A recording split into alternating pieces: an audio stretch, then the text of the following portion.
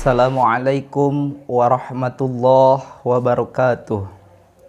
Alhamdulillahilladzi hadana lihada wa ma kunna linahtadiya laula an hadanallah. Asyhadu an la ilaha illallah wa asyhadu anna sayyidana Muhammadan abduhu wa rasuluhu la nabiyya ba'dah. Allahumma shalli wa sallim wa barik ala sayyidil ummah Sayyidina wa maulana Muhammad bin Abdullah wa ala alihi wa sahbihi wa man tabi'ahu ila yaumil qiyamah. Qala Allah ta'ala fil Qur'anil 'azim, a'udzu billahi minasy syaithanir rajim. Bismillahirrahmanirrahim. Ya ayyuhalladzina amanu taqullaha wal tanzur nafsum ma qaddamat lighad. Wa qala an-nabiyyu Muhammad sallallahu alaihi wasallam, innamal a'malu binniyat wa innama likulli imri'in ma nawa. Hadratal mukarram wal mukhtaram, para hadirin yang berbahagia.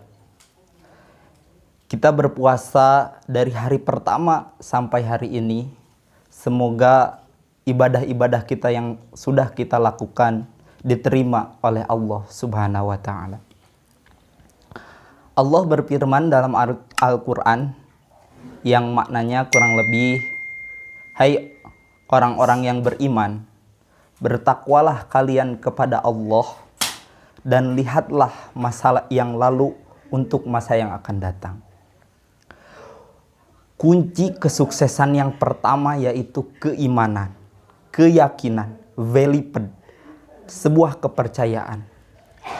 Misalkan seseorang tidak akan mempunyai sebuah kepercayaan, maka dia dalam hidup tidak akan tenang menjalani hidupnya.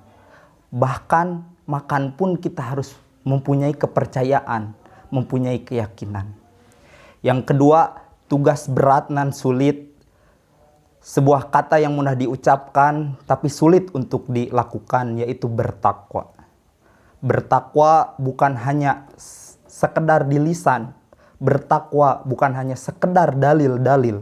Bertakwa yaitu dengan beramal soleh kepada Allah Subhanahu wa taala. Yang ketiga, wal tangdur nafsum ma qaddamat lighad. Dari kutipan ayat tersebut kita simpulkan 3 pernyataan.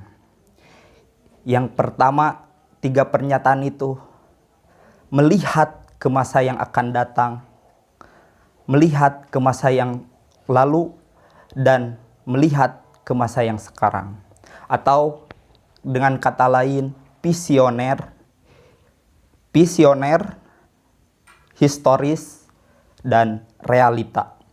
Atau dalam bahasa Sunda disebutkan neuteup ka hareup, nyawang ka tukang, beunta ka poe ayeuna. Dari 3 pernyataan tersebut lahirlah 6 pertanyaan.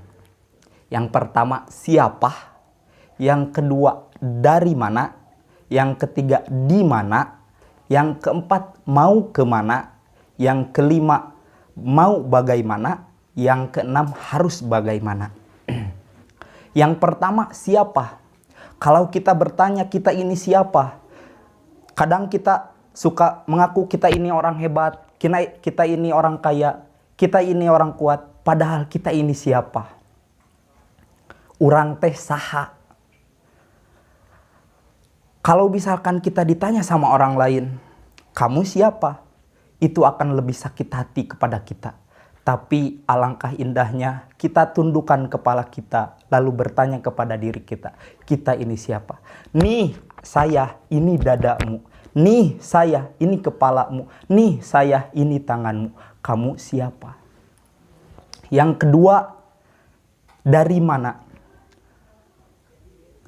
Kalau misalkan seseorang dilahirkan itu pasti mempunyai asal. Kita ini berasal dari mana? Garis besarnya kita ini berasal dari Allah. Lalu setelah itu gimana? Setelah itu barulah muncul pertanyaan, di mana? Kalau misalkan kita ditanya sekarang di mana? Sekarang lagi di Badung, ini sekarang. Kita lagi di Karawang, itu kemarin. Terus bagaimana? lebih besarnya di mana itu kita sedang ada di bumi Allah, di alam semesta yang diciptakan oleh Allah. Yang keempat yaitu mau kemana. Semua orang pasti akan berkata ketika ditanya kalian mau kemana, pasti akan balik kepada Allah. Tidak ada satu orang pun yang akan mengatakan bahwa nanti setelah kehidupan sekarang dia ingin balik kepada neraka. Nauzubillahi min dzalik. Kalau misalkan kita dari Bandung, kita harus pulang juga ke Bandung. Kalau misalkan kita dari Sukabumi, maka kita harus pulang juga ke Sukabumi. Itulah yang dinamakan Purwadaksi.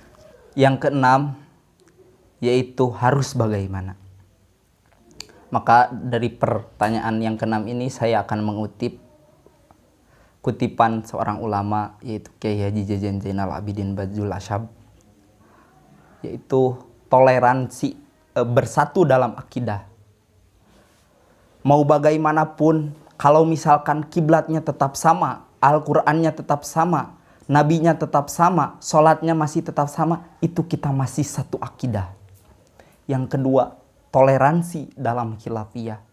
Kita jangan mempermasalahkan sholat tarawih yang 8 sama yang 20, tapi kita harus permasalahkan siapa yang tarawih. Kita jangan permasalahkan kunut atau tidak kunut, tapi kita harus permasalahkan siapa yang sholat subuh.